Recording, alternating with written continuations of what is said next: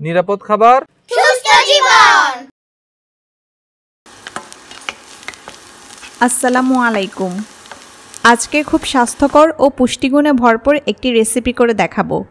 আজ স্বাস্থ্যকর প্রসেসে তৈরি করব কালোজিরার ভর্তা। পুষ্টিগুণের দিক থেকে এক কথায় এটি হবে একটি সুপারফুড। সেই সাথে থাকবে স্বাস্থ্যকর রান্নার অনেকগুলো টিপস। যারা স্বাস্থ্যকর ও নিরাপদ খাবার নিয়ে ভাবেন তাদের জন্য আমাদের এই রেসিপিগুলো। আশা করছি সবসময় আমাদের সাথেই থাকবেন। এখানে আমি হাফ কাপ কালোজিরা নিয়েছি। আমি হাফ কাপ নিয়েছি, আপনারা আপনাদের প্রয়োজন মতো নিতে পারবেন। কালোজিরার মধ্যে কিন্তু অনেক ময়লা থাকে। ময়লাগুলো অবশ্যই আগে বেছে নিতে হবে। বেছে ভালো করে ধুয়ে এরপর রোদে শুকিয়ে নিতে হবে। আমরা সকলেই জানি কালোজিরা সকল রোগের মহা ঔষধ। নিয়মিত কালোজিরা খেলে স্মৃতিশক্তির বৃদ্ধি পায়। এছাড়া ডায়াবেটিস, উচ্চ রক্তচাপ, একজিমা, অ্যালার্জি ইত্যাদি নিয়ন্ত্রণে থাকে। তাই আপনারা সহজেই আমার এই প্রসেস ফলো করে কিন্তু কালোজিরার ভর্তা বানিয়ে প্রতিদিন খাবারের তালিকায় রাখতে পারেন। আমি একেবারে স্বাস্থ্যকর প্রসেসে ভর্তা বানিয়ে দেখাবো। প্রথমে কালোজিরাগুলো একটি প্যানে নিয়ে হালকা গরম করে নিব।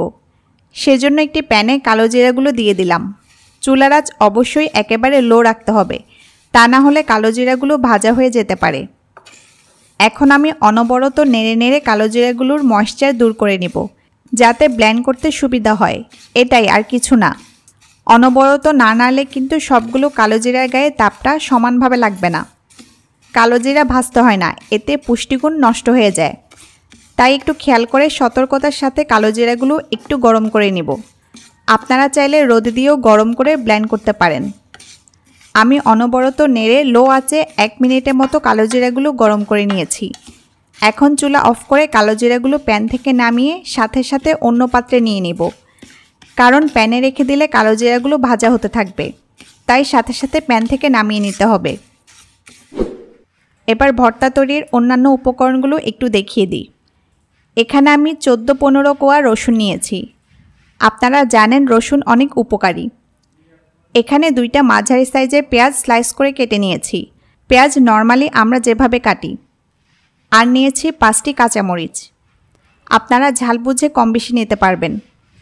একেবারে সহজ কিছু উপকরণ, সবসময় আমাদের রান্নাঘরে থাকে এগুলো, এবং অনেক পুষ্টিগুণ রয়েছে এগুলোতে। আর এই উপকরণগুলোর পরিমাণটা নিজেদের পছন্দ মতো নিতে পারবেন, কম বেশি হলে সমস্যা নেই।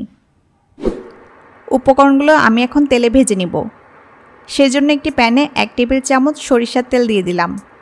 সরিষার তেল হতে হবে ঘানিতে ভাঙা ও একেবারে খাঁটি। চাইলে আপনারা এখানে 1 টেবিল চামচ অলিভ অয়েল দিতে পারবেন, তাহলে সবচেয়ে স্বাস্থ্যকর হবে। চুলার আঁচ আমি লো করে রেখেছি। তেল গরম হয়ে এলে প্রথমে রসুনগুলো একটু ভেজে নেব, কারণ রসুন ভাজা হতে একটু বেশি টাইম লাগে। চুলার আঁচ কিন্তু লোতেই রাখতে হবে, তা না হলে রসুনের কোয়াগুলো খুব দ্রুত পুড়ে যাবে। নেড়ে নেড়ে আমি রসুনের কোয়াগুলো তেলের মধ্যে ভেজে নিচ্ছি। অনেকে ভর্তা তৈরিতে উপকরণগুলো তেল ছাড়া টেলে নেয়, এতে কিন্তু গ্যাস্ট্রিকের সমস্যা হওয়ার সম্ভাবনা থাকে। তাই আপনারা চেষ্টা করবেন সামান্য তেলে উপকরণগুলো টেলে নিতে, তাহলে গ্যাস্ট্রিকের সমস্যা আর হবে না এবং ভর্তাটাও অনেকক্ষণ পর্যন্ত ভালো থাকবে। দেখুন রসুনের কোয়াতে লালচে দাগ পড়েছে। এ পর্যায়ে আমি স্লাইস করে কাটা পেঁয়াজ আর কাঁচামরিচ দিয়ে দিব। পেঁয়াজ কাঁচামরিচ সহ আরও কিছুক্ষণ ভেজে নিব। অনবরত নেড়ে নেড়ে কিন্তু সবগুলো উপকরণ ভেজে নিতে হবে। আরেকটা অনুরোধ করব সবাইকে, প্লিজ ফ্রিজে সংরক্ষণ করে কোনো রান্না করা খাবার খাবেন না। সবসময় খাবারটা তাজা খাওয়ার চেষ্টা করবেন, তাহলে অনেক শারীরিক সমস্যা থেকে নিরাপদ থাকবেন।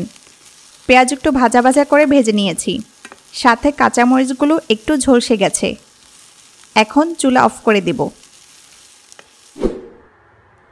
এর পরের স্টেপে দেখুন কালোজিরাগুলো আমি ব্লেন্ডারে জারে নিয়ে নিয়েছি।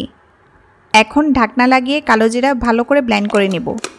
যতটা সম্ভব মিহি করে ব্লেন্ড করে নিতে হবে। কালোজিরা কিন্তু একটু বেশি সময় ধরে ব্লেন্ড করতে হয়। আপনারা চাইলে উপকরণগুলো পাটায় বেটেও কিন্তু ভর্তা বানিয়ে নিতে পারেন।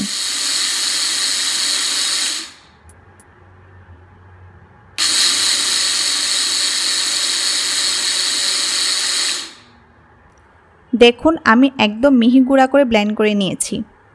এখন এতে ভেজে নেওয়া রসুন, পেঁয়াজ আর কাঁচামরিচ দিয়ে দিব। এই উপকরণগুলো কালোজিরা ব্লেন্ড করার পর দিবেন। চাইলে কালোজিরার সাথে এখন হাতেও মেখে নিতে পারেন। আমি ব্লেন্ড করে নিব।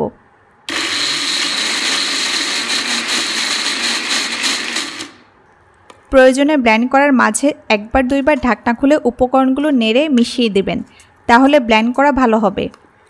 আমি একটু নেড়ে দিচ্ছি। আবারও ব্লেন্ড করার আগে আমি এ পর্যায়ে দিচ্ছি লবণ। আমি হিমালয়ান পিঙ্ক সল্ট দিচ্ছি। আপনাদের বাসায় পিঙ্ক সল্ট না থাকলে সাধারণ রান্নার লবণ দিবেন, তবে চেষ্টা করবেন পিঙ্ক সল্ট ব্যবহার করতে। সামান্য পরিমাণ লবণ আমি দিয়ে দিলাম। এখন আমি আবারও শেষবারের মতো একবার ব্লেন্ড করে নিচ্ছি।